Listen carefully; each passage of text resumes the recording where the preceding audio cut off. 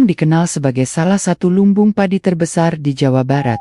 Sawahnya terbentang luas, saluran irigasinya mengular panjang. Dan hampir setiap pagi bisa ditemui pedagang sayur keliling yang berkeliling kampung sambil mendorong gerobak sederhana. Suara sayur yang lantang sudah menjadi bagian keseharian warga. Membangunkan ibu-ibu yang bersiap belanja sebelum memasak untuk keluarganya.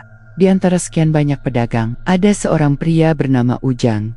Ia bukan sosok asing. Di kampung itu, hampir setiap hari ia melintas, mengayuh gerobak kayu berisi sayuran segar yang didapat dari pasar pagi. Namun, belakangan hidup Ujang terasa makin berat. Dagangannya sering sisa banyak, keuntungan tipis, dan kebutuhan rumah tangga terus menekan.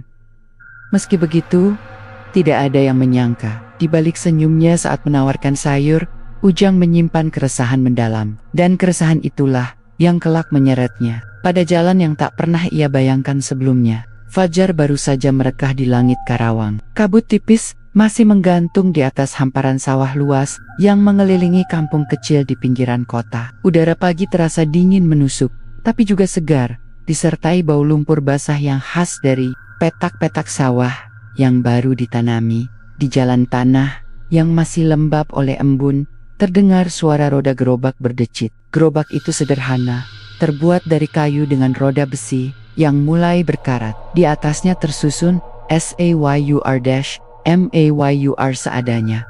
Kangkung, bayam, kol, wortel, tahu tempe, dan sedikit ikan asin yang dibungkus plastik. Pemilik gerobak itu seorang lelaki, paruh baya dengan tubuh kurus namun berotot, terus mendorong sambil sesekali mengelap keringat di dahinya. Namanya Ujang.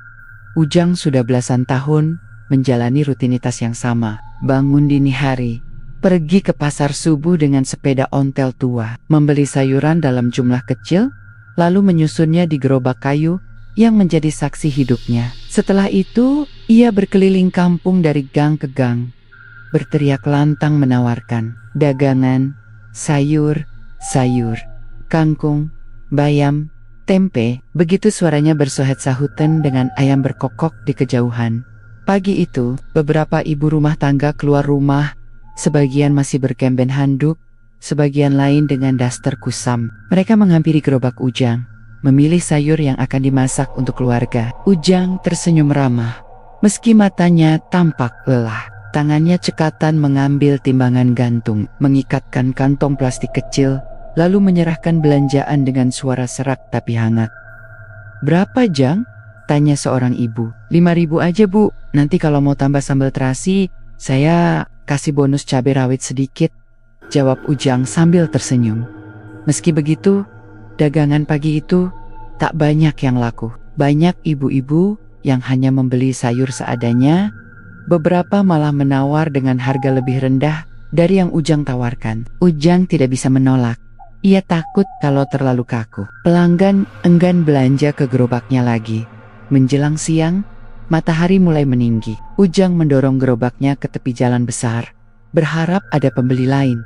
Namun sayuran di gerobaknya masih menumpuk. Wajahnya tampak murung. Di rumahnya, yang berada di ujung kampung dekat pematang sawah, istrinya, Rohmah, sudah menunggu. Rama itu sederhana, berdinding papan, beratap genteng tua, dengan lantai tanah yang dingin. Rohmah sedang menanak nasi di dapur. Ketika Ujang datang, ia langsung bertanya dengan nada khawatir, "Laku nggak dagangannya, Kang?" Ujang hanya menghela napas panjang. "Seadanya, Mah. Masih banyak sisa." Rohmah meletakkan centong dengan keras. "Terus kita mau makan apa? Uang sekolah anak-anak gimana? Bayar listrik? Utang ke warung sebelah juga belum lunas, Kang." Nada suaranya meninggi, membuat Ujang hanya bisa terdiam. Ia tahu istrinya benar. Uang yang ia dapat hari ini tidak seberapa. Mungkin hanya cukup untuk beli beras dan sedikit lauk. Sedangkan kebutuhan rumah tangga menumpuk, ditambah biaya sekolah dua anak mereka yang semakin besar. Anak pertama mereka, Rina, baru masuk SMP, sering meminta uang tambahan untuk buku dan seragam. Sementara adiknya, Andi, masih SD, tapi sudah sering mengeluh ingin sepatu baru karena sepatunya jebol. Ujang ingin sekali memenuhi semua kebutuhan itu.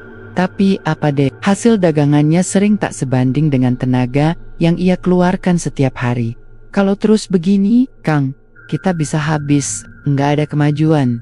Tiap hari jualan, tapi hutang makin numpuk. Saya capek, Kang, ucap Rohmah sambil menyeka air mata. Ujang hanya bisa menunduk. Ia tahu Rohmah tidak bermaksud menyalahkan semata. Tapi tekanan hidup membuat istrinya semakin marah-marah. Dalam hati kecilnya, Ujang juga lelah. Sore harinya, Ujang duduk di bel-bel bambu depan rumah. Gerobaknya terparkir di samping. Dengan sayur-sayur sisa dagangan yang sudah mulai layu, ia menghela napas panjang, lalu menatap ke arah sawah. Angin sore bertiup sepoi-sepoi, membawa bau lumpur dan suara jangkrik yang mulai bersahutan. Sejenak, pikirannya melayang. Seandainya ada cara agar dagangannya selalu habis, agar ia bisa membawa uang lebih banyak pulang, agar anak-anaknya tidak lagi merasa kekurangan, ia pasti akan mengambilnya. Tapi ia sadar, hidup tidak semudah itu. Kalau gampang, semua orang pasti kaya, gumamnya lirih. Namun pikiran itu tak mau hilang. Ia sering mendengar cerita bahwa di kampung lain ada pedagang kecil yang tiba-tiba sukses, punya rumah permanen, bahkan bisa membeli motor baru. Orang-orang sering berbisik, kesuksesan mereka ada kaitannya dengan sesuatu yang tidak terlihat. Pesugihan, katanya. Ujang menggeleng cepat.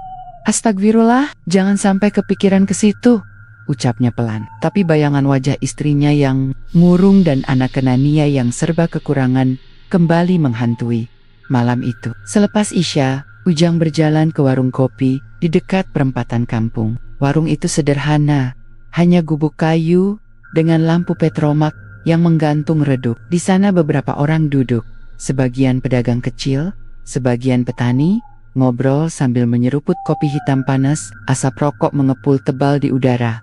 Si Ujang datang. "Sini Jang, duduk," sapa Mang Asep, seorang pedagang buah keliling yang sudah lama dikenalnya.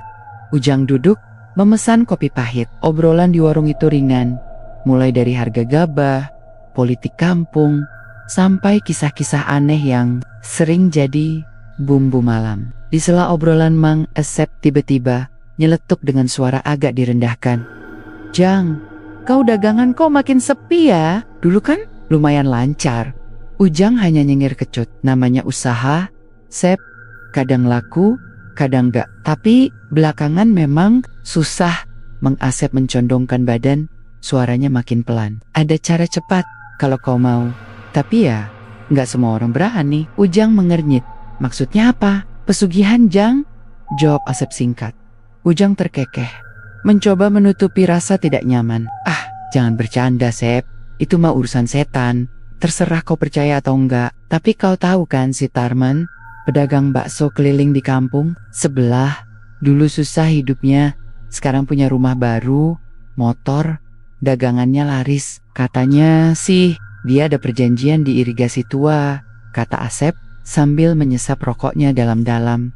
Ujang terdiam. Ia mencoba mengalihkan pembicaraan, tapi kata-kata Asep itu seperti paku yang menancap di pikirannya. Irigasi tua, pesugihan, dagangan laris. Malam itu, saat berjalan pulang melewati pematang sawah, Ujang tak bisa berhenti memikirkan ucapan Mang Asep. Angin malam berhembus, suara kodok bersahutan dari pematang, dan dari kejauhan terdengar gemericik air irigasi yang mengalir. Suara itu terasa berbeda, seolah memanggilnya. "Ah, jangan aneh-aneh, Jang," ucapnya sambil mempercepat langkah. Tapi dalam hati kecilnya, rasa penasaran mulai tumbuh. Malam di kampung Karawang itu terasa lengang. Bulan separuh menggantung rendah, cahayanya samar-samar memantul di permukaan sawah yang baru saja diairi. Suara jangkrik bersahut-sahutan, berpadu dengan sesekali gonggongan anjing dari kejauhan. Di perempatan jalan kampung, warung kopi milik Mang Eman masih buka, meski sudah lewat pukul 9 malam. Lampu petromak yang tergantung di tengah warung menebarkan cahaya kuning redup, cukup untuk menerangi wajah-wajah para pelanggan yang duduk lesehan sambil menyeruput kopi hitam atau teh manis panas. Warung itu bukan sekadar tempat minum, tapi juga menjadi pusat informasi kampung. Segala macam cerita, dari harga gabah, hasil panen, politik desa, sampai gosip tetangga, Semuanya bisa terdengar di sana. Dan malam itu, seperti biasa, Ujang mampir setelah seharian mendorong gerobak sayurnya yang melelahkan. Si Ujang datang, seru Mang Asep, yang sudah lebih dulu duduk di pojok warung sambil mengisap kretek. Wah, ini tukang sayur kesayangan ibu-ibu kampung, tambah Dedet, seorang pemuda pengangguran yang sering nongkrong di sana.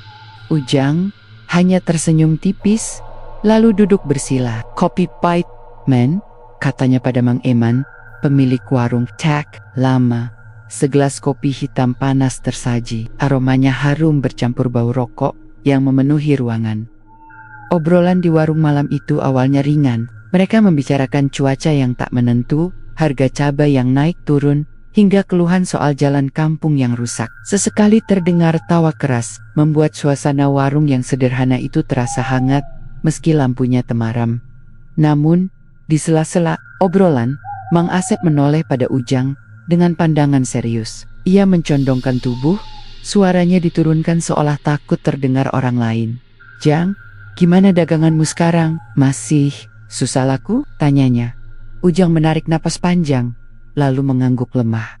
Iya Sep, mau gimana lagi? Banyak sayur, sisa, kadang sampai busuk gak ada yang beli. Untungnya tipis banget. Kalau terus begini, gak tahu anak-anak bisa sekolah apa enggak. Mang Asep menyedot rokoknya dalam-dalam, lalu menghembuskan asap perlahan. Senyumnya tipis, tapi matanya seakan menyimpan rahasia. Kalau kau mau, ada cara biar daganganmu selalu habis. Gak perlu khawatir lagi soal sisa sayur, soal uang, soal hutang. Semua bisa beres. Ucapan itu membuat Ujang mengernyit. Ia menatap Asep dengan heran. Maksudmu apa? Jalan pintas, Jang, jawab Asep, lirih. Ujang terkekeh kecil, mencoba menutupi rasa tidak nyaman. Jangan bercanda, Sep. Aku tahu kau suka ngibul kalau lagi nongkrong. Tapi Asep tidak tertawa. Ia justru menatap Ujang lekat-lekat. Aku serius. Kau pernah dengar irigasi tua di ujung kampung yang dekat pohon beringin besar itu? Ujang terdiam sejenak. Tentu, ia tahu tempat itu. Irigasi tua itu terkenal angker. Beberapa kali ada orang tenggelam di sana tanpa jejak. Meski arusnya tak begitu, warga kampung sering melewati jalur itu dengan cepat. Apalagi kalau malam, karena kabarnya sering terlihat penampakan bayangan hitam atau sosok perempuan menangis di dekat beringin. Apa hubungannya sama dagangan? Tanya Ujang hati-hati. Asep mencondongkan tubuh lebih dekat. Ada cara, ritual. Kalau kau mau melakukannya, daganganmu bakal selalu laris, asal kau berani dan siap menanggung syaratnya. Suasana warung yang tadinya ramai mendadak terasa senyap. Bagi Ujang, suara obrolan lain seakan memudar. Hanya tersisa suara hati yang berdebar cepat. Ia ingin menertawakan ucapan Asep, tapi rasa penasaran tak bisa ditahan. Aku gak ngerti maksudmu. Pesugihan ya? Itu mah urusan setan. Harem, Sep, ucap Ujang, mencoba menolak. Asep mengangkat bahu. Aku cuma cerita. Mau percaya atau enggak, terserah. Tapi aku kenal orang yang melakukannya. Dulu hidupnya susah, sekarang sukses. Dagangannya enggak pernah sisa. Malah bisa beli motor baru, katanya. Dia cuma harus memberi sesajen diirigasi tua setiap malam tertentu. Ujang menelan ludah. Kata-kata Asep membuat pikirannya kalut. Ia tahu cerita tentang orang yang tiba-tiba kaya mendadak di kampung lain. Bisikan warga sering menyebut itu karena jalan pintas. Tapi mendengarnya langsung dari mulut Asep terasa berbeda, lebih nyata. Sesajen apa? Tanya Ujang tanpa sadar. Ah, kau kepo juga rupanya. Asep terkekeh kecil. Nanti aku ceritakan kalau kau memang mau. Yang jelas, nggak terlalu berat. Tapi ingat, sekali kau mulai, jangan pernah berhenti. Kalau berhenti di tengah jalan, ya, kau tanggung sendiri akibatnya. Ucapan itu membuat bulu kuduk Ujang meremang. Ada nada mengancam di balik suara Asep yang tenang. Mang Eman, pemilik warung, tiba-tiba ikut nimbrung sambil menyapu meja. Kalian ngomongin apa sih, kayak rahasia negara aja? Asep tertawa ringan, menepuk bahu Ujang. Ah, cuma cerita lama man. Biarin aja. Obrolan pun kembali mencair. Mereka membicarakan hal-hal lain, mencoba menutupi percakapan barusan. Tapi di kepala Ujang, kata-kata Asep terus terngiang, jalan pintas, irigasi tua, sesajen, jangan pernah berhenti. Setelah warung kopi mulai sepi, dan satu persatu orang pulang, Ujang berjalan sendirian, melewati jalan setapak yang membelah sawah. Malam itu angin bertiup kencang, membuat daun padi bergoyang-goyang. Dari keyohan, ia bisa melihat siluet pohon beringin besar yang menjulang di tepi irigasi tua. Langkahnya terhenti. Ia menatap ke arah sana dengan perasaan aneh. Entah mengapa, pohon itu tampak lebih gelap dari biasanya, seakan menelan cahaya bulan. Air irigasi berkilau samar, terdengar suara gemericik yang mengalun pelan. Ujang bergidik, jangan mikirin yang aneh-aneh, gumamnya, mempercepat langkah pulang. Namun, bayangan obrolan di warung kopi tadi terus membebani pikirannya. Wajah istrinya yang sering murung karena kekurangan uang rengguken anak-anak yang meminta kebutuhan sekolah, dan sisa sayur yang membusuk di gerobak. Semuanya bercampur dengan kote-kota Asep tentang jalan pintas. Sesampainya di rumah, Ujang mencoba tidur, tapi sulit. Matanya menatap lenggit-lenggit kamar, sementara suara irigasi seakan-akan terdengar jelas di telinganya. Suara air mengalir, berbaur dengan bisikan samar yang entah berasal dari mimpi atau kenyataan. Keesokan paginya, Ujang tetap menjalani rutinitas seperti biasa. Bangun sebelum subuh, berangkat ke pasar, lalu mendorong gerobaknya berkeliling kampung. Tapi perasaan itu tidak hilang. Setiap kali dagangannya tidak laku, hatinya makin gelisah.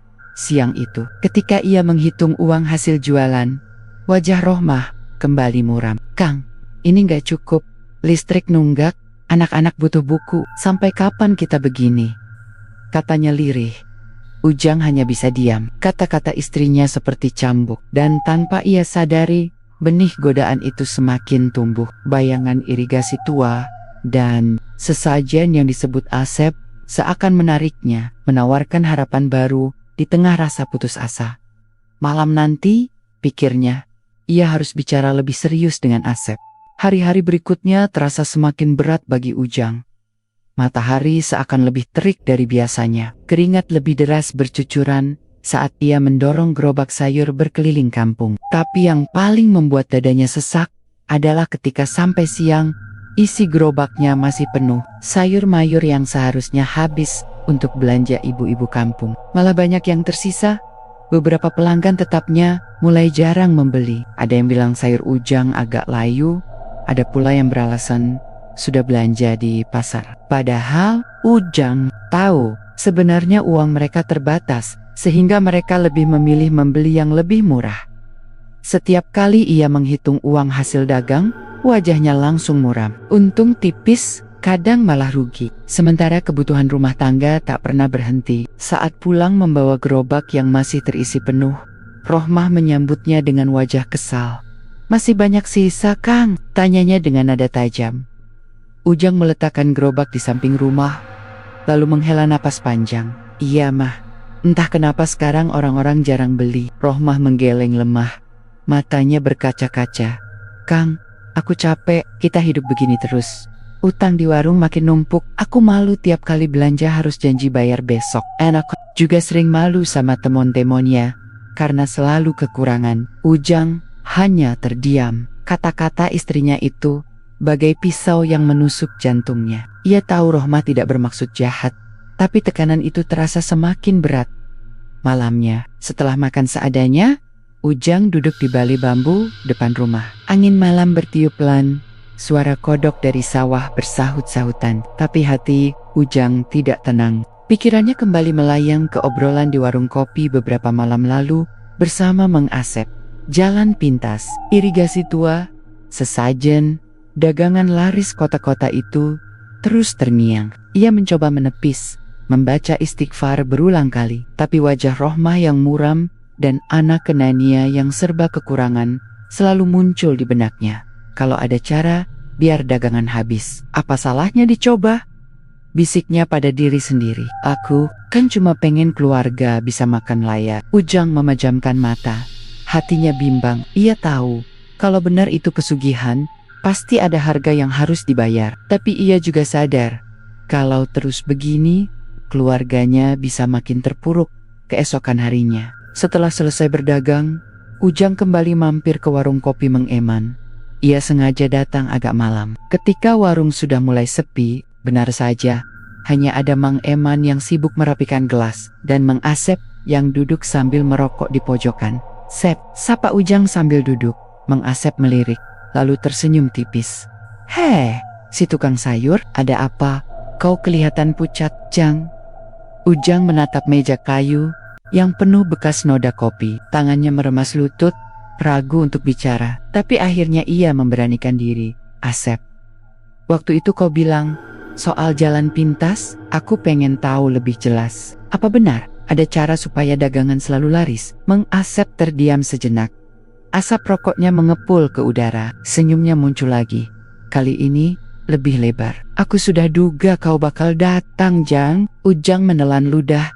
Jantungnya berdegup kencang. "Jangan main-main, Sep. Aku serius. Kalau cuma bercanda, lebih baik berhenti sekarang." "Siapa bilang bercanda?" jawab Asep pelan. "Tapi kau harus tahu, ini bukan hal main-main. Sekali kau mulai, nggak ada jalan kembali." Ujang menatapnya dengan mata tegang. "Apa syaratnya?" Asep mencondongkan tubuh, berbisik, "Setiap malam Selasa Kliwon, kau harus membawa ayam hitam. Potong kepalanya, lalu lemparkan ke irigasi tua, tepat di bawah pohon beringin. Itu saja. Kalau kau konsisten, daganganmu nggak akan pernah sisa." Ujang terdiam, bulu kuduknya merinding. Ritual itu terdengar sederhana, tapi juga menakutkan. Ia teringat cerita orang tenggelam di irigasi tua, teringat suara aneh dari arah sana setiap malam, teringat bisikan-bisikan menyeramkan yang sering diceritakan warga. "Cuma itu syaratnya?" tanyanya dengan suara gemetar. "Cuma itu, untuk awalnya," jawab Asep sambil menatap tajam. "Tapi ingat, jangan pernah berhenti. Kalau berhenti di tengah jalan, kau yang bakal ditarik oleh mereka." Kata-kata itu membuat tengkuk Ujang dingin. Ia hampir bangkit dan pergi, tapi rasa putus asa menahannya. Ia berpikir tentang Rohmah, tentang anak-anak, tentang utang yang menumpuk. "Kalau berhasil, daganganku benar-benar habis?" tanya Ujang. Asep mengangguk mantap. "Kau bakal lihat sendiri hasilnya." Sepulang dari warung kopi, Ujang berguling, menyusuri jalan setapak, melewati sawah. Malam itu bulan tertutup awan, membuat suasana gelap pekat. Angin malam berembus, membawa suara-suara aneh dari arah irigasi tua. Sesampainya di dekat rumah, ia berdiri sejenak menatap langit. Dalam hatinya terjadi pergulatan besar. "Ya Allah, apa aku harus lakukan ini? Tapi kalau enggak, Kaliwak bisa makin susah." Air matanya menetes, bercampur dengan keringat dingin di wajah. Ia merasa bersalah karena sudah terbesit niat untuk melakukan hal yang jelas-jelas bertentangan dengan ajaran yang ia tahu. Tapi bayangan wajah anak Kenania membuat hatinya luluh. Beberapa hari kemudian, Ujang kembali berjualan. Seperti biasa, dagangannya tak banyak laku. Kali ini, ia tidak lagi hanya merasa sedih, tapi juga marah. Saat seorang ibu menawar harga terlalu rendah, Ujang sempat hampir membentak. Untung ia cepat menahan diri. Sore itu, saat pulang dengan gerobak yang masih penuh, Rohmah kembali mengeluh. "Kang, kalau begini terus, aku nggak tahu harus gimana. Anak-anak butuh makan, aku juga butuh uang buat bayar utang. Kau nggak bisa terus-terusan bawa pulang sayur busuk begini." Ujang hanya terdiam, menatap sayur-sayur layu di gerobaknya. Dalam hati, ia berkata pada dirinya sendiri, "Aku harus mencoba jalan itu. Aku nggak punya pilihan lain." Malam harinya, setelah semua orang di rumah tidur, Ujang keluar diam-diam. Ia berjalan ke warung kopi untuk menemui Asep lagi. "Sep, aku sudah putuskan," katanya lirih. "Aku mau coba." Asep menatapnya dalam, lalu tersenyum samar. "Bagus, kau sudah siap. Ingat, Selasa Kliwon besok, bawalah ayam hitam." "Jangan telat. Aku akan temani pertama kali. Setelah itu kau harus lakukan sendiri." Ujang mengangguk dengan wajah tegang. Jantungnya berdetak keras, seakan memberi tanda bahwa keputusan ini akan mengubah hidupnya selamanya. Malam itu, langit Karawang tampak muram. Bulan hanya sesekali terlihat di balik awan tebal yang bergerak pelan. Angin malam bertiup membawa aroma lumpur basah dari sawah yang baru saja diairi. Di kejauhan, suara jangkrik bercampur dengan sesekali lolongan anjing membuat suasana semakin terasa aneh. Ujang duduk di balai bambu depan rumah. Kedua tangannya gemetar, bukan karena kedinginan, tapi karena hatinya tak menentu. Di samping kakinya, seekor ayam hitam sudah diikat dengan tambang kecil. Sesekali ayam itu berkokok pelan, seolah tahu nasibnya malam itu. Ya Allah, kuatkan aku. Semua ini demi keluarga, gumam Ujang lirih. Ia menunggu sampai jam menunjukkan pukul 11 malam. Setelah memastikan Rohmah dan anak Kenania tertidur lelap, ia mengambil karung kecil, memasukkan ayam hitam ke dalamnya, lalu bergegas keluar rumah. Jalan desa sudah sepi, hanya lampu-lampu rumah penduduk yang mulai redup, dan sesekali cahaya kuning dari lampu jalan yang jarang-jarang. Mang Asep sudah menunggunya di dekat perempatan kecil menuju sawah. Lelaki itu mengenakan jaket hitam, rokok terselip di bibirnya. Wajahnya tampak santai, seolah tak ada yang aneh dari malam itu. "Sudah siap?" tanya Asep. Ujang mengangguk ragu. "Ayamnya ada di sini." Ia menepuk karung yang dipanggulnya. "Bagus, ayo kita berangkat." Mereka berjalan menyusuri jalan setapak di antara sawah. Di sisi kanan, aliran air kecil berbunyi lirih.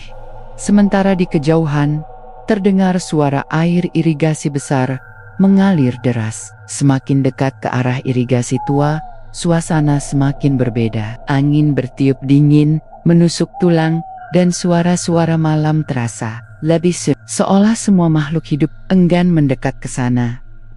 Irigasi tua itu terletak di bawah sebuah pohon beringin besar yang konon sudah berumur ratusan tahun. Akar-akarnya menjuntai ke tanah, sebagian bahkan masuk ke aliran air. Di sekitar pohon itu, suasana gelap gulita meski bulan sesekali menampakkan diri.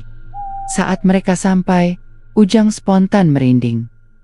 Bulu kuduknya berdiri. Ada perasaan seperti sedang diawasi banyak mata dari kegelapan. "Sep, tempat ini angker banget," bisik Ujang dengan suara hampir gemetar. Mang Asep hanya terkekeh kecil. "Memang angker. Justru karena itu tempat ini disukai. Kau jangan takut. Selama kau ikuti aturan, tak ada yang akan mengganggumu." Ujang menelan ludah. Tangannya yang menggenggam karung berisi ayam semakin berkeringat. Mang Asep kemudian duduk, bersila di tepi irigasi, menyalakan dupa kecil yang entah dari mana ia keluarkan. Asap tipis mengepul, menyebarkan aroma wangi yang menusuk hidung. "Taruh ayamnya di depanmu," kata Asep. Ujang menurut. Ia meletakkan karung, lalu mengeluarkan ayam hitam yang masih meronta. Jantung Ujang berdetak makin keras. "Sekarang, potong lehernya. Biarkan darahnya menetes ke air," perintah Asep dengan tenang. Ujang tertegun. Tangannya gemetar. Ia memang terbiasa memotong ayam untuk kebutuhan rumah tangga. Tapi kali ini berbeda. Ada perasaan berat yang menekan. Seolah ada yang menatapnya. Dari balik kegelapan, "Cepat, jangan ragu. Kalau kau ragu, mereka marah," desak Asep dengan nada serius. Dengan tangan bergetar, Ujang meraih pisau kecil yang sudah ia bawa dari rumah. Ia menempelkan pisau itu ke leher ayam, menutup mata, lalu menarik napas panjang. Dalam sekejap, ia menggorok leher ayam itu. Ayam berkokok keras sekali, sebelum akhirnya darahnya mengucur deras. Asep segera mendorong tubuh ayam itu ke arah air. "Cepat, lemparkan kepalanya ke arus." Dengan tangan gemetar, Ujang melempar kepala ayam ke tengah aliran irigasi. Kepala itu terbawa arus, sementara tubuh ayam yang masih berkelojotan tenggelam perlahan di bawah akar beringin. Sesaat suasana hening, hanya terdengar suara air yang mengalir. Ujang menunduk, nafasnya memburu. Ia ingin segera pergi, tapi Asep menahan tangannya. "Tunggu, dengarkan." Ujang mengerutkan kening. Awalnya ia hanya mendengar suara air, tapi perlahan ada bunyi lain, seperti bisikan lirih, samar-samar terdengar dari arah pohon beringin. Bisikan itu semakin jelas, meski tidak bisa dipahami kata-katanya. Suara itu terdengar seperti nyanyian perempuan, lembut tapi menakutkan. Ujang merinding. "Sep, kau dengar itu?" Asep tersenyum tipis. Itu tandanya mereka menerima sesajimu. Kau sudah sah melakukan perjanjian. Tiba-tiba, angin bertiup kencang, membuat dahan pohon beringin bergoyang keras. Asap dupa berputar liar sebelum padam begitu saja. Ujang merasa dadanya sesak, seolah ada yang menekan. Lalu, suara cipratan air terdengar keras dari tengah irigasi. Ujang spontan menoleh. Dalam samar-samar, ia melihat sesuatu seperti kain putih kecil hanyut terbawa arus. Kain itu tampak berlumur darah. Apa itu, Sep? Ujang terperanjat. Asep menatap tajam ke arah kain yang hanyut, lalu berkata lirih, "Itu tanda penerimaan. Kau jangan takut. Mulai besok, lihatlah daganganmu. Kau akan merasakan bedanya." Ujang menelan ludah. Ayai segera pulang, tapi kakinya terasa berat. Tubuhnya lemas, seolah tenaganya terkuras. "Sudah, ayo pulang. Jangan menoleh ke belakang," kata Asep sambil berdiri. Mereka berjalan cepat meninggalkan irigasi. Ujang beberapa kali ingin menengok ke arah pohon beringin, tapi teringat larangan. Asep, saat melewati sawah, ia mendengar suara-suara aneh dari belakang, seperti tawa kecil bercampur tangisan. Sesampainya di rumah, Ujang langsung masuk kamar dan merebahkan tubuh di tikar. Wajahnya pucat, keringat dingin membasahi dahinya. Romap yang terbangun karena mendengar suara pintu bertanya pelan, "Kang, dari mana? Kenapa pucat sekali?" Ujang menoleh sebentar, lalu tersenyum kaku. "Nggak apa-apa, Mah. Tadi ketemu teman." "Sudah, tidur lagi." Rohmah mengangguk pelan. Meski raut wajahnya masih penuh tanya, Ujang memejamkan mata. Tapi bisikan aneh di telinganya masih terasa, seolah suara dari irigasi tadi mengikuti sampai rumah. Keesokan harinya, sesuatu yang mengejutkan terjadi. Sejak pagi buta, ketika Ujang mulai mendorong gerobaknya, banyak ibu-ibu langsung menyerbu. "Sayurannya masih segar ya, Jang?" "Saya bayam sama kangkung." "Saya tomatnya 2 kilo, Jang. Masukin sekalian bawang merah." Jangan lupa cabainya buat saya, Jang. Besok kalau bisa bawa lebih banyak lagi." Ujang sampai tertegun. Biasanya ia harus berkeliling lama dan menunggu lama sampai ada yang membeli. Tapi kali ini dagangannya diserbu habis hanya dalam 2 jam. Bahkan ada yang sampai tidak kebagian. Sore itu ia pulang dengan gerobak kosong. Hatinya campur aduk antara senang dan takut. Senang karena dagangannya habis, tapi takut karena ia sadar semua ini bukan hal wajar. Di rumah, Rohmah terkejut sekaligus bahagia melihat uang hasil dagangan yang lebih banyak dari biasanya. "Alhamdulillah, Kang. Rezeki kita lancar hari ini. Mudah-mudahan begini terus ya." Ujang hanya tersenyum tipis, menyembunyikan kegelisahan yang berputar di kepalanya. Ia tahu, semua ini bukan rezeki biasa. Ada harga yang sedang menunggunya untuk dibayar. Dan di lubuk hatinya yang paling dalam, Ujang mulai bertanya-tanya, apakah aku sanggup terus melanjutkan ini? Pagi itu, suara ayam jantan baru saja terdengar ketika Ujang sudah bersiap di dapur. Ia merapikan sayur-sayuran di gerobak dengan semangat berbeda. Tidak ada lagi wajah murung seperti biasanya. Malam tadi, ia hampir tidak bisa tidur. Messi teringat ritual aneh di tepi irigasi. Tapi di saat yang sama, hatinya penuh penasaran. Benarkah dagangan akan kembali laris seperti kemarin? Rohmah yang biasanya cerewet kali ini tersenyum lebar. "Kang, semangat sekali. Rasanya rumah kita jadi lebih terang ya pagi ini." Ujang hanya mengangguk, pura-pura sibuk dengan sayur mayurnya. Dalam hati, ia berdoa lirih, "Ya Allah, semoga ini benar-benar rezeki, bukan kutukan." Ketika ia mendorong gerobak ke gang kampung, pemandangan yang ia temui membuatnya tercengang. Baru saja sampai di ujung jalan, beberapa ibu-ibu sudah menunggu. "Ujang, kesini dulu. Saya mau beli bayam sama tempe." "Jangan dulu ke sana." "Jang, saya duluan. Saya mau beli cabai sama bawang merah." Jangan lupa tomatnya untuk saya ya." Ujang nyaris tak percaya. Biasanya ia harus berkeliling sampai ke kampung seberang untuk bisa menghabiskan dagangannya. Tapi kali ini belum 1 jam. Setengah isi gerobaknya sudah berpindah tangan. Ibu-ibu berebut. Bahkan ada yang sampai menawar dengan suara keras agar tidak kehabisan. Kalau bisa besok bawa lebih banyak ya, Jang, kata salah satu pelanggan dengan wajah puas. Menjelang siang, gerobak Ujang benar-benar kosong. Ia sampai tidak perlu menempuh jarak jauh. Wajahnya berkeringat, tapi senyumnya lebar. Sore itu, saat menghitung hasil, ia terperanjat. Uang yang ia dapat bisa 2 kali lipat dari biasanya. Rohmah langsung menangis bahagia. Masya Allah, Kang, akhirnya Allah kasih jalan keluar buat kita. Aku sampai nggak percaya bisa bayar utang warung, bisa beli susu buat anak-anak. Rohmah memeluk Ujang erat-erat. Ujang hanya tersenyum kaku. Ada rasa bersalah yang menyusup karena ia tahu apa yang dilakukan semalam bukanlah jalan Allah, melainkan perjanjian gelap di bawah pohon beringin. Tapi melihat wajah istrinya yang bahagia, Ujang menelan rasa bersalah itu dalam-dalam. Hari-hari berikutnya, keberuntungan Ujang semakin nyata. Setiap ia berkeliling, dagangannya habis. Kadang malah ada pelanggan yang mengeluh karena tidak kebagian sayur. Ujang paling segar sekarang. Nggak tahu kenapa, beda sama yang lain. Begitu kata-kata yang sering terdengar dari mulut ibu-ibu kampung. Beberapa pedagang sayur lain mulai merasa iri. Ada yang bertanya tanya, bagaimana bisa dagangan Ujang selalu laris, Jang? Kau sekarang luar biasa ya. Padahal dulu sering ngeluh dagangan gak laku, ujar salah seorang pedagang senior, Mang Usman, dengan nada penuh selidik. Ujang hanya menjawab dengan senyum hambar. Ah, mungkin cuma kebetulan, Mang. Lagi musim orang doyan masak sayur. Tapi dalam hati, ia tahu semua ini bukan kebetulan.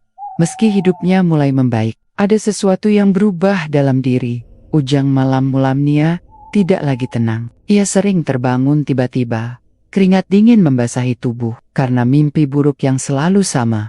Ia berdiri di tepi irigasi, melihat tubuh ayam hitam yang hanyut, lalu mendengar suara perempuan tertawa lirih di telinganya.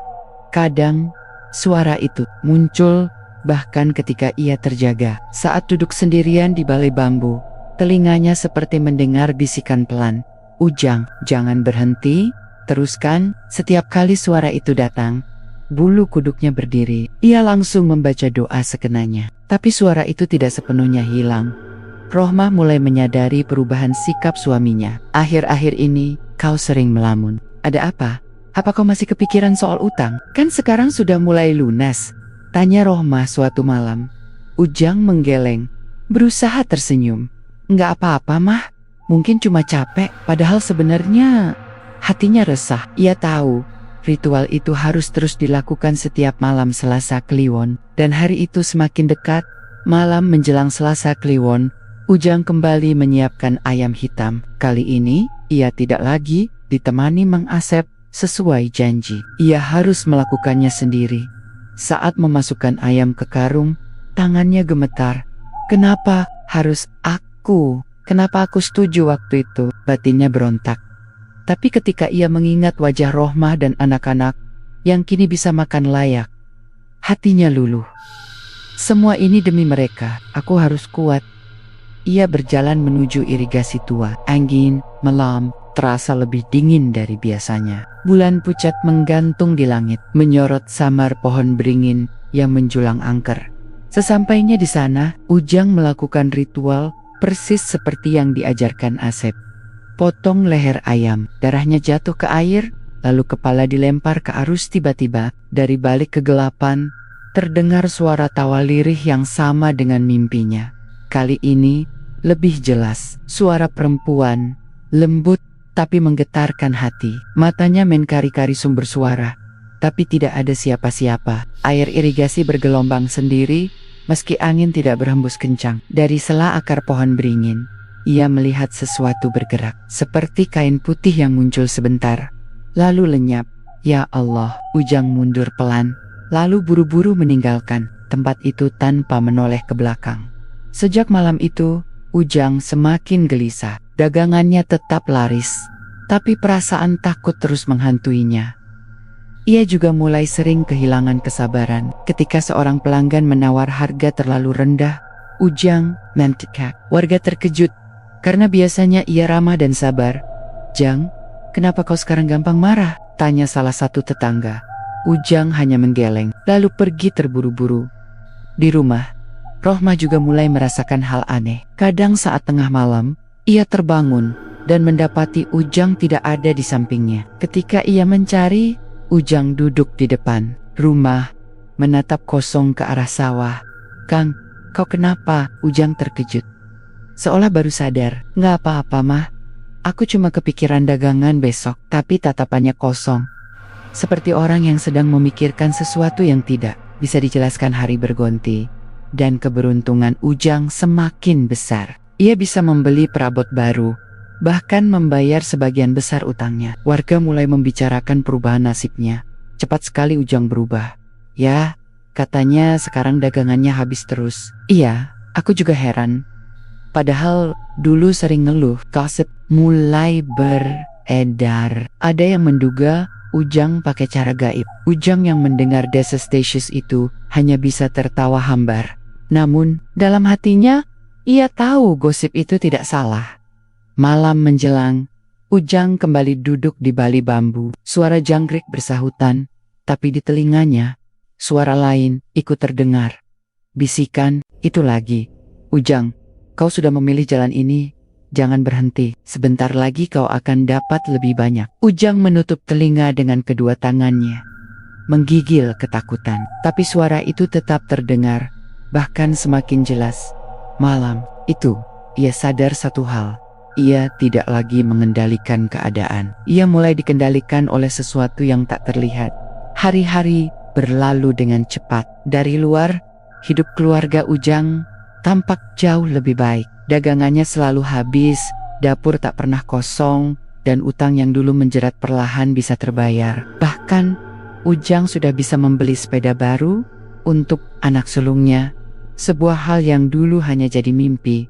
Warga melihat perubahan itu dengan mata kepala sendiri. "Hebat ya sekarang Ujang, rezekinya deras sekali," kata beberapa tetangga. Ada yang kagum, ada pula yang diam-diam merasa iri. Namun, di balik itu semua, ada sisi lain yang mulai mencuat. Sisi yang membuat orang-orang terdekatnya heran sekaligus cemas. Sore itu, seorang pelanggan lama datang ke rumah. Namanya Bu Tati, seorang janda tua yang biasa membeli sayur sedikit-sedikit. "Jang, saya mau beli kangkung, tapi uang saya kurang 1.000. Nanti saya tambah kalau ada," katanya dengan suara pelan. Biasanya, Ujang akan tersenyum dan mengiyakan. Tapi kali ini wajahnya berubah masam. "Kalau nggak cukup uangnya, jangan beli dulu Bu. Saya dagang bukan main-main." Bu Tati terkejut, menatap Ujang dengan wajah tersinggung. "Loh Jang, biasanya kau nggak pernah begini. Baru kali ini kau marah. Hanya gara-gara 1.000 rupiah. Ujang langsung membuang muka. "Pokoknya jangan ngutang. Saya capek ditipu-tipu." Bu Tati pergi dengan langkah gontai, meninggalkan bisik-bisik tetangga yang melihat kejadian itu. Beberapa warga mulai mengernyitkan dahi, merasa Ujang sudah berubah. Perubahan itu juga dirasakan jelas oleh Rohmah. Ia sering melihat Ujang melamun lama di depan rumah, menatap ke arah sawah atau ke jalan menuju irigasi tua. Matanya kosong, seolah pikirannya melayang ke tempat lain.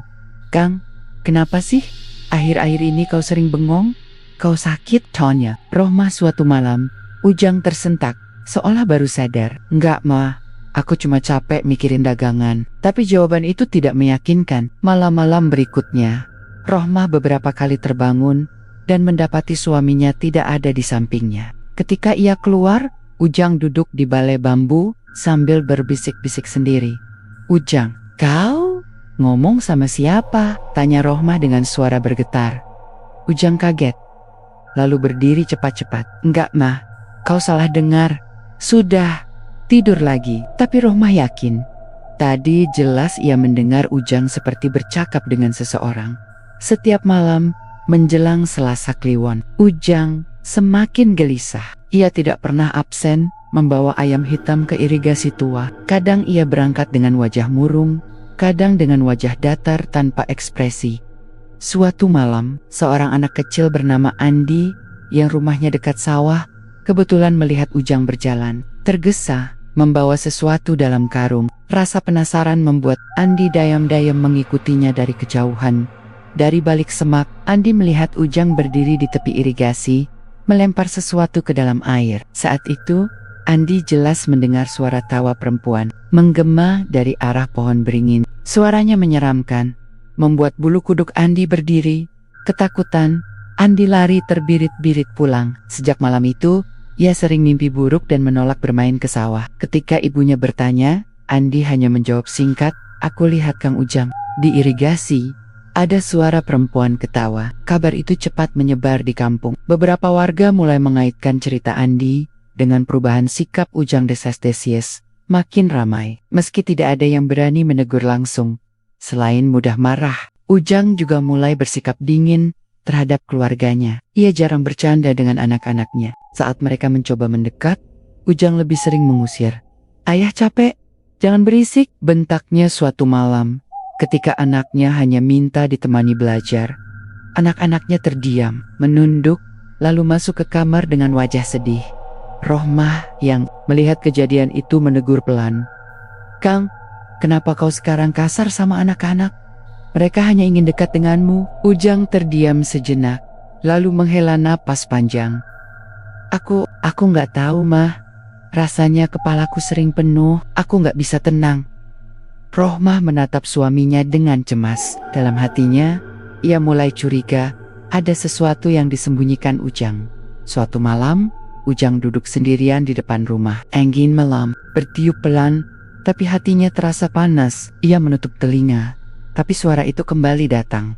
"Ujang, kau sudah memilih jalan ini. Jangan berhenti.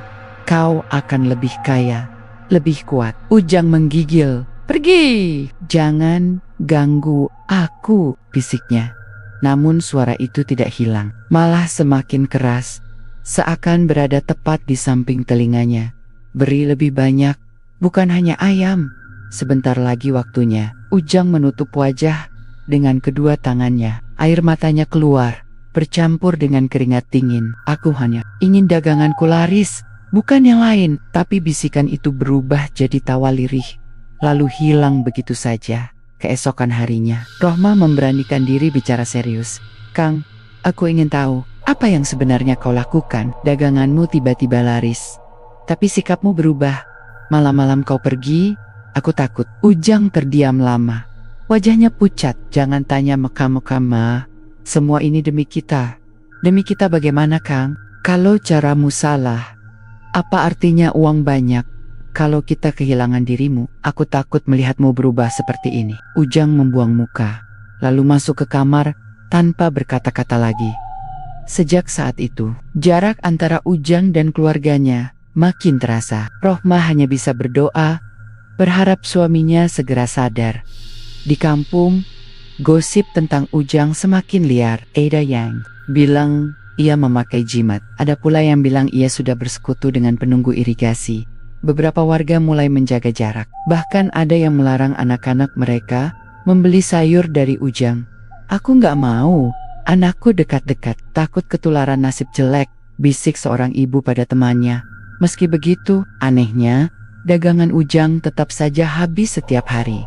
Seolah ada kekuatan tak terlihat yang membuat orang-orang tetap membeli. Meski sebagian hati mereka merasa takut, malam menjelang Selasa Kliwon berikutnya, Ujang kembali bersiap dengan ayam hitam. Tapi kali ini, ada sesuatu yang berbeda. Saat ia mendekat ke irigasi, angin bertiup sangat kencang, lebih kencang dari biasanya. Pohon beringin bergoyang keras, dan suara-suara aneh terdengar dari arah air.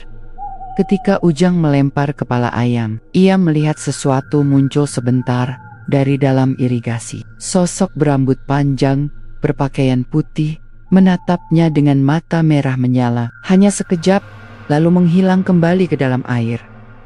Ujang terperanjat, lututnya lemas, astikfirullah, tapi ia tidak bisa lari. Kakinya terasa berat, seolah ditahan sesuatu. Dari arah gelap, terdengar suara lirih. "Kau sudah milik kami, Ujang." Ujang berlari terbirit-birit pulang. Wajahnya pucat pasi. Malam itu ia tidak bisa tidur sama sekali. Sejak kejadian itu, Ujang semakin berubah. Ia makin mudah marah, sering melamun, dan semakin sering menghabiskan waktu sendirian. Hubungan dengan keluarga merenggang, hubungan dengan tetangga pun menjauh. Dan di lubuk hatinya, Ujang sadar Jalan yang ia pilih sudah menyeretnya ke jurang yang tidak bisa lagi ia tinggalkan.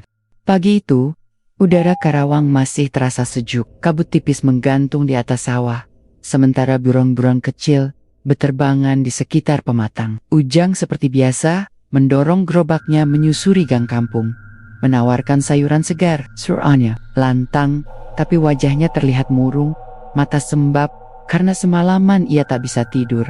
Sayur, sayur, sayur. Beberapa ibu keluar rumah membeli kebutuhan dapur. Dagangannya tetap habis, tapi ada sesuatu yang berbeda pelanggan kini. Jarang menyapa ramah. Mereka membeli seperlunya, lalu buru-buru masuk kembali ke rumah. Ujang bisa merasakan ada jarak yang makin lebar antara dirinya dan warga kampung.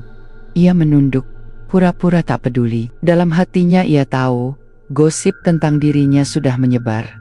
Siang harinya, Rohmah mencoba mengajak suaminya bicara. Ayesud terlalu lama menyimpan rasa curiga, dan diam-diam ia juga mulai mendengar bisikan orang-orang tentang perubahan Ujang. "Kang," kata Rohmah sambil duduk di samping suaminya yang melamun di balik bambu, "aku mohon, kalau ada sesuatu yang kau sembunyikan, ceritakan padaku. Aku istrimu, aku harus tahu." Ujang menoleh, matanya merah, wajahnya letih. "Ma, jangan ikut campur. Ini urusanku. Semua ini demi kita, demi anak-anak, demi kita." "Bagaimana, Kang?" Suara Rohmah meninggi. Air matanya jatuh. "Kau sudah bukan lagi Ujang yang ku kenal. Kau berubah. Sering marah, sering melamun. Malam-malam kau hilang. Aku takut kehilanganmu." Ujang berdiri, menghela napas panjang, lalu berjalan menjauh. "Aku gak bisa jelaskan sekarang." "Kau belum siap mendengarnya." Jawaban itu justru membuat Rohmah semakin yakin ada rahasia besar yang disembunyikan suaminya. Malam itu, menjelang Selasa Kliwon, Ujang kembali pergi membawa karung kecil. Rohmah yang pura-pura tidur, diam-diam memperhatikan. Begitu Ujang keluar rumah, ia segera membangunkan adiknya, Darto, yang tinggal tak jauh dari rumah mereka. "Mas, aku butuh bantuanmu." Ujang selalu pergi tiap malam tertentu. "Aku ingin tahu apa yang dia lakukan," kata Rohmah dengan suara gemetar. Darto mengangguk. "Baik, kita ikuti dia malam ini." Mereka berdua mengendap, mengikuti langkah Ujang dari kejauhan. Gerobak ditinggalkan di rumah. Ujang hanya membawa karung. Jalan menuju irigasi gelap hanya diterangi sinar bulan pucat. Sesekali suara jangkrik dan kodok terdengar keras dari pematang sawah. Dari balik semak, Rohmah dan Darto menyaksikan sesuatu yang membuat dada mereka berdegup kencang. Ujang berdiri di tepi irigasi, membuka karung, lalu mengeluarkan seekor ayam hitam yang sudah disembelih. Dengan wajah datar, ia melempar kepala ayam itu ke dalam air. Tiba-tiba, suara lirih perempuan terdengar jelas, seperti datang dari dasar irigasi. Darahnya manis. Rohmah menutup mulut dengan tangannya, menahan teriakan. Tubuhnya gemetar hebat. Darto menariknya agar tetap bersembunyi. Namun, bukan hanya ayam yang dilemparkan malam itu. Ujang mengeluarkan sesuatu lagi dari dalam karung, sepotong kain putih berlumuran darah. Benda itu ia cemplungkan ke irigasi dengan cepat, seolah takut ketahuan. Air beriak, lalu tenang kembali. Dari arah pohon beringin di tepi saluran, angin bertiup kencang. Suara tawa perempuan terdengar melengking, membuat bulu kuduk mereka berdiri. "Ya Allah," bisik Darto sambil meremas lengan kakaknya. Ujang ternyata betul-betul melakukan pesugihan. Rohmah hampir pingsan melihatnya. Rasa takut bercampur marah memenuhi dadanya. Ia ingin berlari menghampiri suaminya, tapi Darto menahan. "Jangan sekarang, Kak. Bahaya." Mereka berdua buru-buru pulang sebelum Ujang menyadari ada yang mengintai. Sesampainya di rumah, Rohmah menangis sejadi-jadinya. "Mas, aku gak sanggup lagi." Ujang ternyata menyerahkan sesajen di irigasi. "Itu bukan jalan yang benar. Kalau begini terus, pasti ada akibatnya." Darto mengangguk serius. "Kak, kita harus cari cara. Kalau tidak, bisa-bisa keluargamu kena musibah. Aku akan bicara dengan Pak RT besok." Ini sudah kelewatan.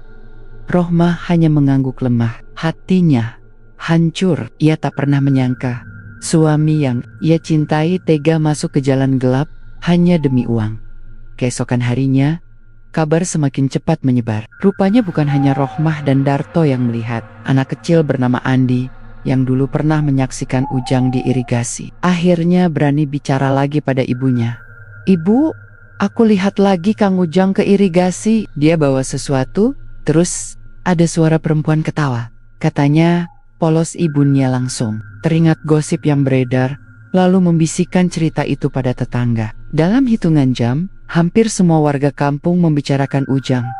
Jangan-jangan benar dia pakai pesugihan. Pantas dagangannya selalu laris. Aku lihat wajahnya sekarang sering kosong, seperti orang kerasukan. Bisik-bisik itu semakin keras, hingga akhirnya sampai ke telinga Pak RT. Sore harinya, Ujang dipanggil ke balai kampung. Beberapa warga sudah berkumpul. Wajah-wajah serius menatapnya. Rohmah dan Darto juga ada di sana, Jang. Kata Pak RT dengan nada hati-hati. "Riset, ada yang bilang kau sering keirigasi malam-malam, bawa ayam hitam, bahkan kain kafan. Apa betul itu?" Ujang terdiam, wajahnya pucat, tangannya mengepal kuat. "Siapa yang bilang fitnah? Aku cuma lewat, bukan melakukan hal aneh-aneh." Namun, Rohmah yang tak tahan lagi, berdiri sambil menangis. "Kang, berhentilah berbohong. Aku sendiri melihatmu semalam bersama Mas Darto. Aku lihat dengan mata kepalaku. Kau lempar ayam dan kain putih ke irigasi. Kau melakukan sesuatu yang tidak seharusnya." Balai kampung hening. Semua mata tertuju pada Ujang. Ia terdiam, wajahnya tegang, napasnya memburu. "Jang, kalau ini benar, kau harus sadar. Pesugihan tidak pernah membawa kebaikan. Yang ada hanya bencana," kata Pak RT lagi. Ujang menggertakkan giginya, lalu tiba-tiba berdiri dengan marah. "Kalian semua tidak tahu apa-apa. Kalian cuma bisa ngomong. Aku melakukan ini demi keluarga. Kalau bukan aku, siapa yang memberi makan mereka?" Warga terkejut mendengar teriakan itu. Ujang lalu keluar balai dengan langkah besar, meninggalkan semua orang yang masih terdiam. Malam itu, Rohmah duduk di kamar sambil menangis. Anak-anaknya memeluknya, bingung dengan pertengkaran orang tuanya. "Kang, kenapa kau tega sekali?" bisiknya lirih pada diri sendiri. "Aku tidak butuh kekayaan kalau harus kehilanganmu. Aku hanya ingin kita hidup sederhana, asal kau tetap jadi suamiku yang dulu." Namun, Ujang tidak masuk ke kamar. Ia duduk sendirian di balai, wajahnya penuh kemarahan dan ketakutan. Bisikan itu kembali datang ke telinganya. "Mereka sudah tahu, kau tidak bisa mundur sekarang. Kalau berhenti, nyawamu yang jadi gantinya." Yuting menutup telinganya, tapi suara itu semakin keras, seolah merasuk ke dalam kepalanya. Malam semakin larut. Hujan turun deras, kilat menyambar langit Karawang. Dari arah irigasi, suara gamelan samar terdengar, meski tak ada yang mengadakan hajatan. Anjing-anjing menggonggong tanpa henti, seakan merasakan sesuatu yang tidak wajar. Rohmah menutup telinganya dengan bantal. Air matanya masih mengalir. Ia tahu badai besar akan segera datang menimpa keluarganya, dan Ujang duduk sendirian di kegelapan, mulai sadar bahwa rahasianya sudah terbongkar. Tidak ada jalan kembali. Jalan yang ia pilih sudah menjeratnya semakin dalam. Hujan deras semalaman membuat Karawang diselimuti udara lembab. Sawah-sawah yang biasanya tenang kini tergenang air, dan arus irigasi mengalir deras hingga terdengar dari jauh. Seolah alam ikut murka di kampung. Orang-orang masih memperbincangkan Ujang. Wajahnya yang kemarin mari merah di balai kampung jadi bahan gosip panas. Ada yang kasihan, ada yang kesal, tapi lebih banyak yang merasa takut. Kalau betul dia pesugihan, kita semua bisa kena getahnya, bisik seorang ibu di warung. "Kopa, benar, jangan-jangan irigasi meluap karena dia." Timpal yang lain. Dan ternyata ucapan itu perlahan terbukti. Sejak malam Ujang dipanggil ke balai kampung, kejadian aneh mulai terjadi. Beberapa warga mendengar suara tangisan perempuan di dekat irigasi menjelang tengah malam. Ada juga yang melihat bayangan putih berambut panjang duduk di atas pohon beringin. Suatu sore, seorang pemuda bernama Otoy hampir tenggelam saat mandi di saluran irigasi. Padahal arus air tak terlalu deras. Ia bersumpah ada tangan dingin yang menarik kakinya dari bawah. Untung ia sempat ditolong temannya. "Aku lihat mata merah menyala di dasar air," teriak Otoy sambil gemetar. Kejadian itu membuat warga makin yakin pesugihan Ujang telah mengundang bala. Mereka mulai resah. Sebagian mendesak Pak RT agar mengambil tindakan tegas. Sementara itu, Ujang tak pernah benar-benar tidur nyenyak. Malam-malamnya penuh bisikan, tawa, dan bayangan yang menghantui. Kadang ia melihat Rohmah duduk di sampingnya, tapi wajahnya berubah jadi pucat dengan mata hitam legam. Kadang ia melihat Ano Kenania berlari di halaman, tapi tubuh mereka dipenuhi lumpur basah dan darah segar. "Aku gila, aku hila," teriak Ujang suatu malam, memukul kepalanya sendiri. Namun, semakin ia melawan, semakin kuat suara itu menjeratnya. "Ujang, waktunya sudah dekat. Bukan hanya ayam, harus ada yang lain, yang lebih besar." Ujang menutup telinga, menangis seperti anak kecil. "Tidak, aku tak mau, jangan ambil keluargaku." Tapi suara itu hanya menjawab dengan tawa panjang, menggaung di setiap sudut rumah. Rohmah tak sanggup lagi menahan penderitaan batinnya. Setiap malam, ia mendengar suaminya mengigau, berteriak, atau berbicara sendiri. Anak-anak pun semakin ketakutan. "Bu, ayah kenapa?" Dia sering marah-marah. "Dia bukan ayah lagi," bisik anak sulungnya dengan wajah pucat. Rohmah hanya bisa memeluk mereka erat. Dalam hatinya, ia mulai berpikir untuk pergi meninggalkan rumah. Tapi, ia juga tak tega. Bagaimanapun, Ujang masih suaminya.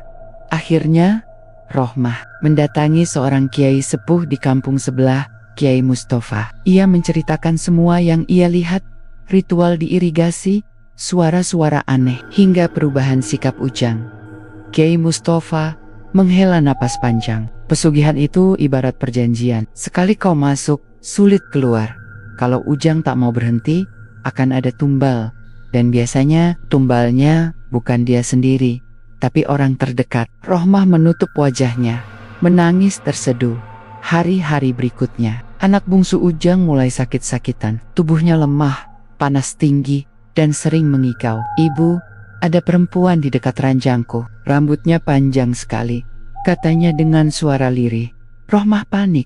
Ia merasa firasat Kiai Mustafa benar adanya. Tumbal sedang ditagih, dan yang jadi korban bisa saja anak-anaknya. Malam itu, ia memberanikan diri menegur Ujang dengan tegas. "Kang, dengar aku baik-baik. Kalau kau teruskan ini, anak-anak kita bisa mati. Kau harus berhenti." Namun Ujang menatapnya dengan mata merah, seolah bukan dirinya sendiri. "Aku tidak bisa berhenti, Mah. Kalau aku berhenti, aku yang akan mati. Kau mau lihat aku dikubur?" Rohmah terpaku. Ia merasa Ujang sudah benar-benar dikuasai sesuatu yang gelap. Puncak keresahan terjadi saat sekelompok warga mendapati Ujang berjalan ke arah irigasi pada tengah malam, membawa karung besar. Mereka segera menghadang dengan membawa lampu minyak dan bambu runcing. "Jang, mau apa kau malam-malam di sini?" bentok Pak Arti. Ujang kaget, matanya melotot, wajahnya pucat. "Minggir, ini urusanku. Kami tidak akan biarkan kau bawa-bawa pesugihan ke kampung ini. Gara-gara kau, banyak musibah terjadi. Kalau kau tidak berhenti, kami akan usir kau dan keluargamu." Warga bersorak mendukung, wajah mereka tegang. Namun tiba-tiba, karung yang dibawa Ujang bergerak sendiri. Dari dalamnya terdengar suara ayam, berkokok nyaring bercampur tangisan bayi. Warga terperanjat, sebagian mundur ketakutan. "Ya Allah," bisik Pak RT sambil mundur, wajahnya pucat pasi. Ujang tertawa keras, tapi tawanya terdengar aneh, seperti bercampur suara perempuan. "Kalian semua tidak mengerti. Ini bukan urusan kalian." Warga yang mencoba menghadang akhirnya mundur, takut menghadapi sesuatu yang mereka sendiri tak bisa jelaskan. Ujang berlari ke arah irigasi, melempar karung itu ke dalam air deras. Sekdek, air beriak hebat, seolah ada sesuatu yang muncul dari bawah.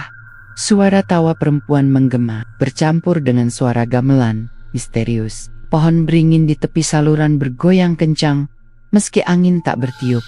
Beberapa warga lari terbirit-birit, ada pula yang jatuh pingsan di tempat.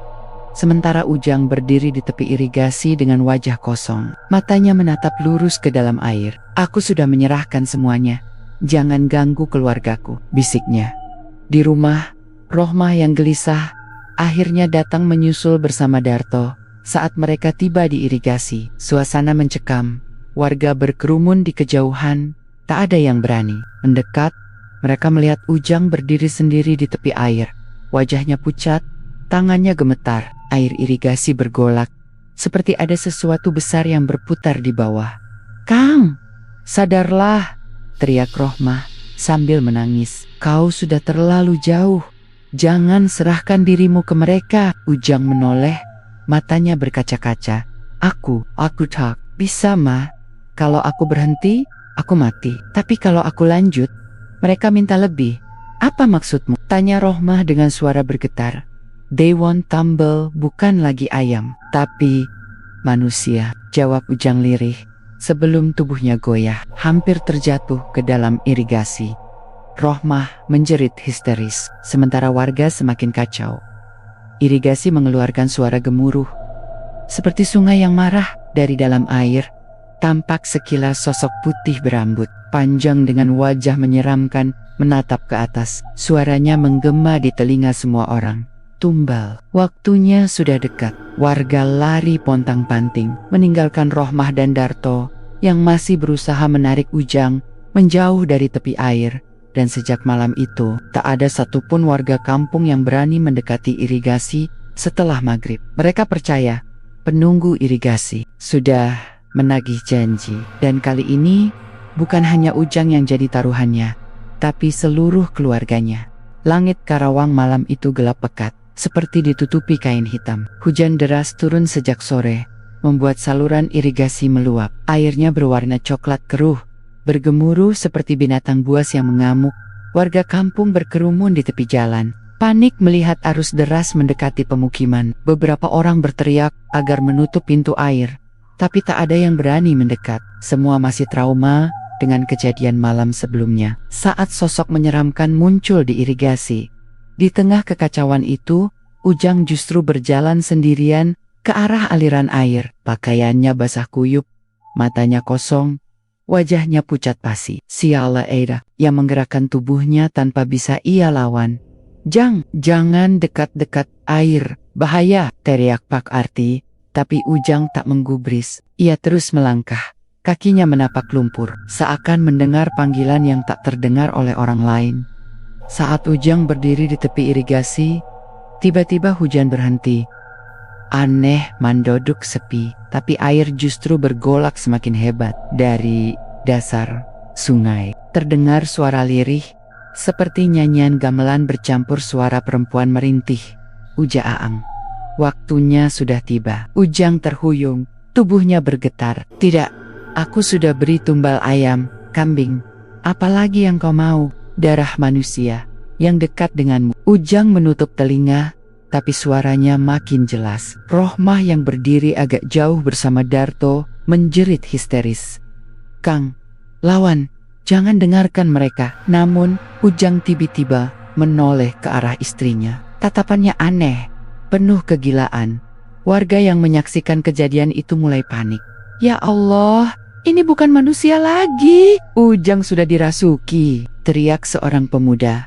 Ada yang mencoba membaca doa keras-keras, ada yang melarikan diri, ada pula yang masih terpaku ketakutan. Pak RT berusaha menenangkan, "Jangan biarkan dia mendekati keluarganya. Tahan Ujang." Beberapa pemuda maju hendak menarik Ujang dari tepi irigasi. Namun begitu mereka mendekat, air tiba-tiba menyembur ke atas, membentuk pusaran besar. Dari dalamnya muncul tangan hitam berlendir, mencengkeram kaki salah satu pemuda dan menyeretnya masuk. "Teluk!" teriaknya sebelum hilang ditelan air. Semua orang menjerit, sebagian langsung mundur. Kejadian itu membuat suasana kacau balau. Rohmah memberanikan diri, berlari mendekat. Air mata bercucuran, ia memeluk lengan suaminya. "Kang, sadarlah, jangan biarkan setan itu menguasaimu. Ingat anak-anak kita." Sejenak, wajah Ujang berubah. Matanya berkaca-kaca, napasnya tersengal. "Mah, aku lelah. Aku tidak mau kehilangan kalian." Namun tiba-tiba ia menjerit keras. Tubuhnya bergetar hebat, matanya berubah hitam legam. Suaranya bukan lagi suara manusia, "Dia milik kami. Jangan halangi!" Dengan kekuatan tak wajar, Ujang mendorong Rohmah hingga terjatuh ke tanah berlumpur. Warga berteriak kaget. Darto segera menolong Rohmah berdiri. "Jang, sadarlah.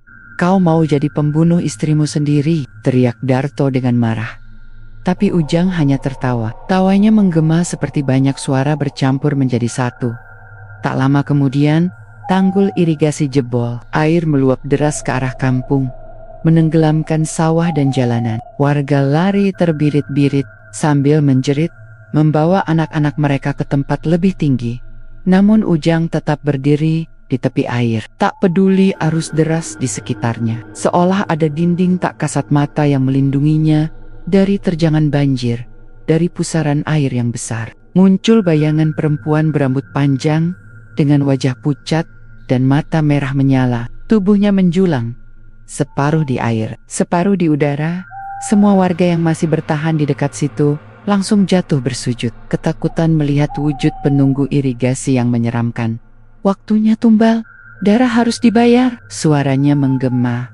Arus deras menyeret seorang anak kecil yang tak sempat diselamatkan orang tuanya. Anak itu menjerit, tubuhnya terbawa ke arah pusaran air.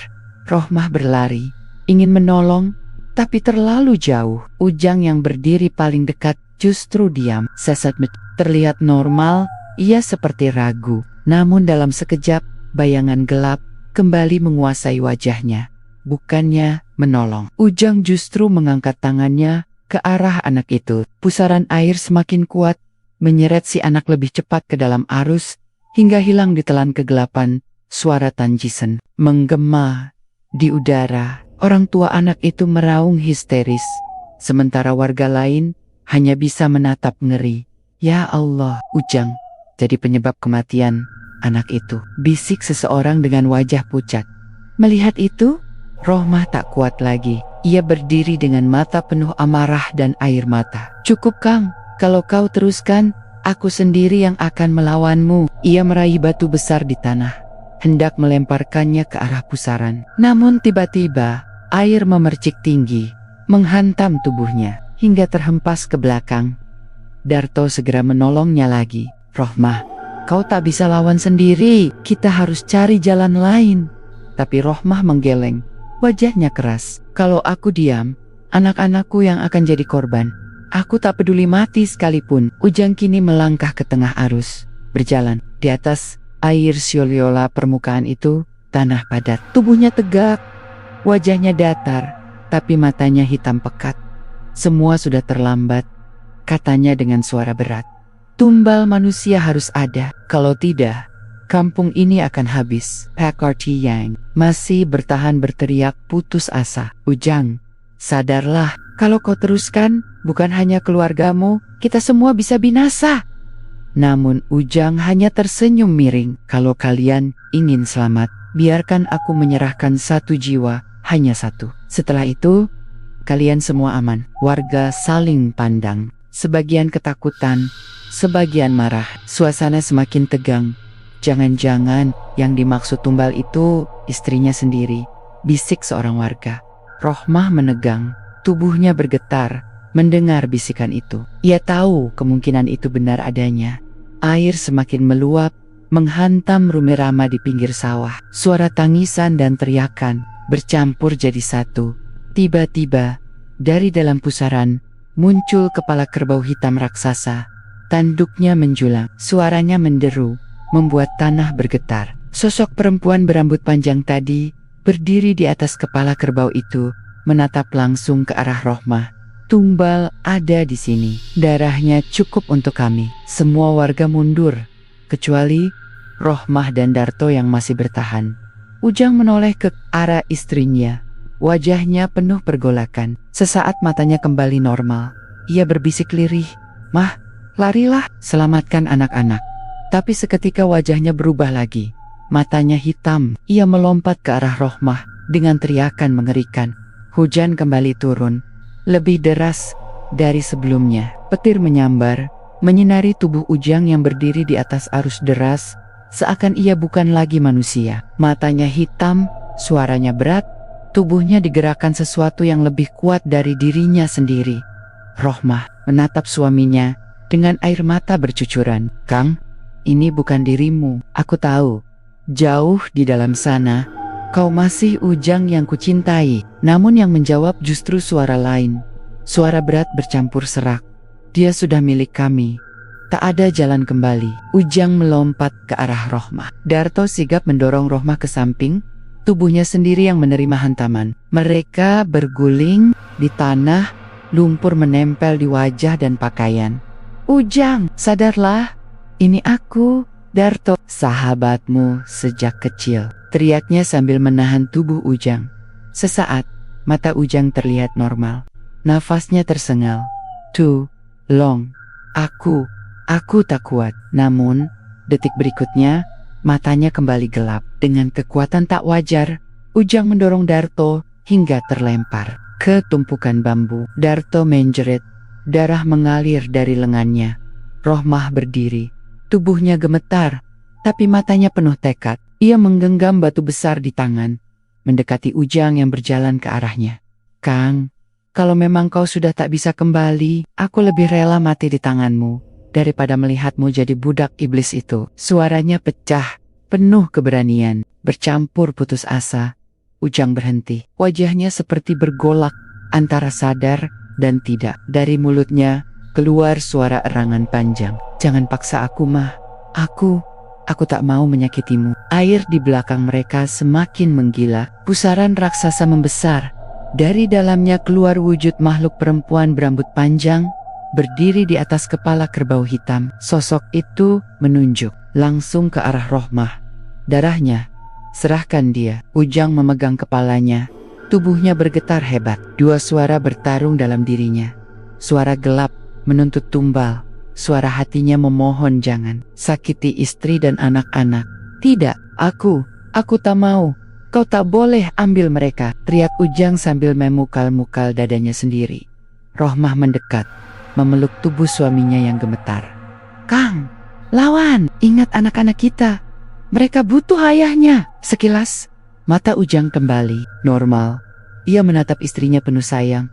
Maafkan aku, Mah, aku yang bawa ini semua ke rumah kita. Namun makhluk penunggu itu mengaum keras. Air bergolak. Pusaran hampir menyeret banyak warga yang masih bertahan. Tumbal sekarang, atau kampung ini binasa. Ujang memandang sekeliling. Warga berteriak ketakutan. Anak-anak menangis. Darto terkulai lemah. Ia sadar satu hal. Kalau ia tak bertindak, bukan hanya keluarganya, seluruh kampung akan hancur. Dengan sisa kesadarannya, Ujang mendorong Rohmah menjauh. Jaga anak-anak. Jangan pernah biarkan mereka mengikuti jejakku, Kang. Jangan, Rohmah menjerit, mencoba meraih tangannya. Tapi Ujang sudah melangkah ke pusaran. Setiap langkahnya membuat tanah bergetar. Ia membuka kedua tangannya lebar, menatap langsung ke makhluk penunggu itu.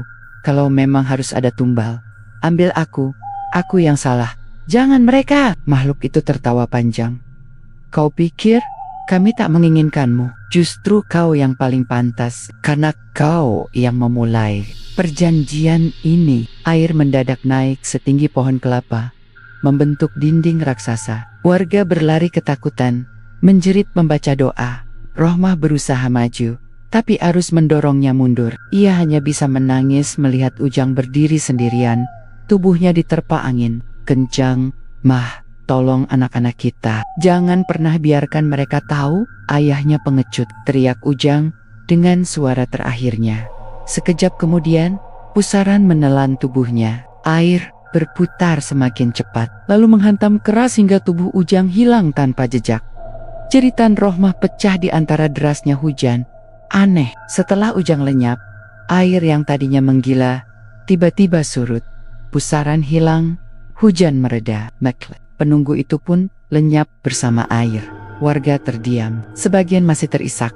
Sebagian tak percaya dengan apa yang baru saja terjadi. Rohmah terduduk di lumpur. Tubuhnya lemas. Darto dengan sisa tenaganya menghampiri, menepuk bahunya pelan.